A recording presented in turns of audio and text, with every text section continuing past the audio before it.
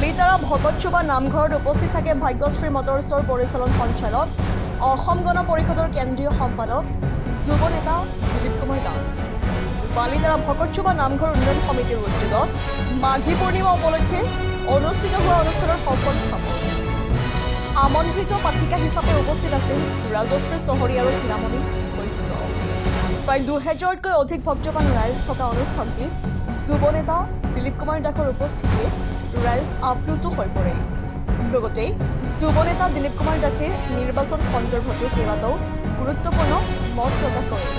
আমি পুনৰ জনাইছোঁ এই মুহূৰ্তত বালিতাৰা ভকতচুবা নামঘৰত উপস্থিত থাকে ভাগ্যশ্ৰী মটৰ্ছৰ পৰিচালন সঞ্চালক অসম গণ পৰিষদৰ কেন্দ্ৰীয় সম্পাদক যুৱ নেতা দিলীপ কুমাৰ দাস। বালিতাৰা ভকতচুবা নামঘৰ উন্নয়ন সমিতিৰ উদ্যোগত মাঘী পূৰ্ণিমা উপলক্ষে অনুষ্ঠিত হোৱা অনুষ্ঠানৰ সফল সামৰণি। আমন্ত্ৰিত পাঠিকা হিচাপে উপস্থিত আছিল ৰাজশ্ৰী চহৰী আৰু হীৰামণি বৈশ্য। প্ৰায় ২০০০তকৈ অধিক ভক্তবান ৰাইজ থকা অনুষ্ঠানটিত যুৱ নেতা দিলীপ কুমাৰ দাসৰ উপস্থিতিয়ে ৰাইজ আপ্লুত হৈ পৰে। লগতে যুৱ নেতা দিলীপ কুমাৰ দাসে নিৰ্বাচন সন্দৰ্ভত কেইবাটাও গুৰুত্বপূৰ্ণ মত প্ৰকাশ কৰে। চাওক আমাৰ এই প্ৰতিবেদন। নলবাৰী উত্তৰ পাৰটো হৈছে বালিতাৰা আৰু বালিতাৰা গাঁৱৰে এটা চুবুৰী হৈছে ভকতপাৰা চুবুৰী।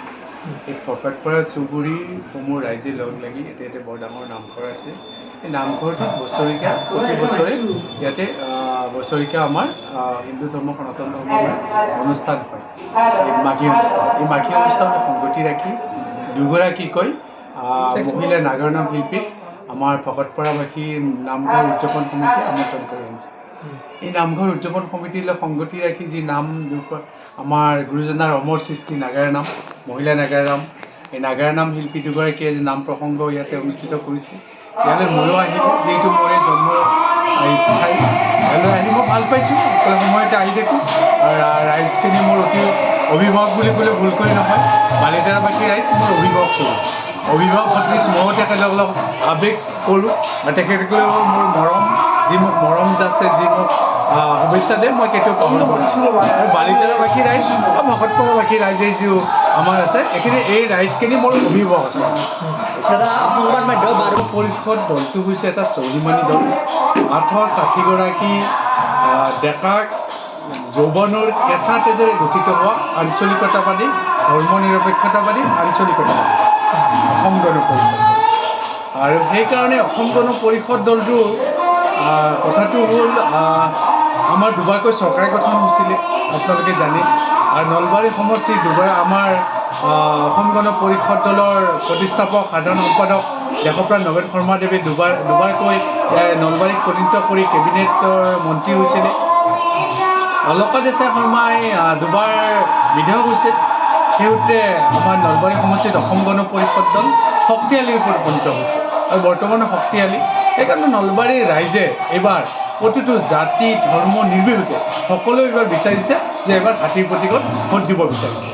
আৰু দলৰ সন্মানীয় সভাপতি আমাৰ দলৰ অতুল বৰাদেৱ, কাৰ্যকৰী সভাপতি সন্মানীয় কেশৱ মহন্তদেৱ আৰু দুগৰাকীকৈ আমাৰ অসম গণ পৰিষদ দল পিতামহ স্বৰূপ তথা মাৰ্গদৰ্শক আৰু 10গৰাকীয়ে হৈছে সাংসদ।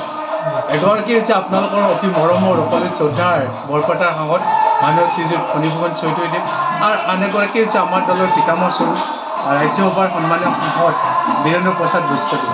দুগৰাকী সাংসদ বা 4গৰাকী নেতা আমাৰ জ্যেষ্ঠ নেতাই যদি বিচাৰে যে আহি থকা নিৰ্বাচনত নলবাৰীৰ পৰা অসম গণ পৰিষদ দলে হাতীৰ প্ৰতীকত নিৰ্বাচনত অৱতীৰ্ণ হওক। তাৰ কাৰণে মই নিশ্চয়, যিহেতু আপোনালোকে জানে, সকলোৱে জানে, যোৱা 20 বছৰে অসম গণ পৰিষদ দলক এজন সাধাৰণ সদস্য হিচাপে, দলটোৰ সেনা হিচাপে মই সেৱা কৰি আহিছোঁ।